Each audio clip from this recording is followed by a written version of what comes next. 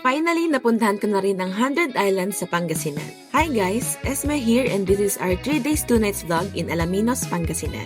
Goal ko talagang mabisita ang iba't ibang provinces sa Pilipinas, kaya ang saya dahil finally minadagdag ng bago. Dito kami nagstay sa Comolaya Resort. We fell in love with this place kaya nga most of our time dito namin na-spend. For our day 1, in-enjoy lang namin yung resort kasi around 6 hours din yung biyahe from Rizal. Ang sarap sa mata ng kulay ng mga villas nila at nakaka-relax dahil surrounded ng iba't ibang halaman. Sa family villa pala kami nagstay, may 2 double decks, outdoor space at dining space kung saan pwede kang mag-relax or kumain habang nanonood ng magandang view. And guys, pati toilet nila dito ang aesthetic at spacious. Isa pa sa pinaka-favorite ko ay pet-friendly din sila. Kaya yung dog namin, pwede na nga siya sa resort, nakasama pa namin siya sa island hopping. May sarili din silang pool area at very picture-worthy din talaga ng area na to. May sarili din silang restaurant na ang name ay Palaway, kaya dito na rin kami nag-lunch at dinner. Yung data naman namin ay island hopping sa 100 Islands. Pero before that, nag-breakfast muna kami ng Silog Meals dahil meron din sila dito. For our island hopping, sila na mismo ang nag-arrange ng tour. May van service na nakasama, pati na rin private boat. Nakakatuwa pala dito sa 100 Islands, kahit saan ka lumingon, ang dami talagang islands. May crocodile shape at turtle shape pa. Merong 100 plus islands dito, kaya yung napuntahan lang namin ay yung Bonsai Island, Imelda Island, Marcos Island, Quezon Island at Children's Island. May mga water activities din dito gaya ng banana boat, jet ski, tapos may zipline din sila. After island hopping, nag-rest lang ulit kami sa Comolaya at gaya nga ng sabi ko kanina, sinulit lang talaga namin yung resort. Kaya for the remaining of our day 2 and day 3, dito lang kami, nagpaikot-ikot sa buong resort, in-appreciate yung mga plants, kumain sa resto nila at nagpahinga. Kaya guys, if magbabiyahe kayo ng malayo, ang tip ko rin ay sulitin nyo na sa isang worth it at magandang resort gaya ng Comolaya. At ito na rin ang sa inyo para bisitahin ang Pangasinan.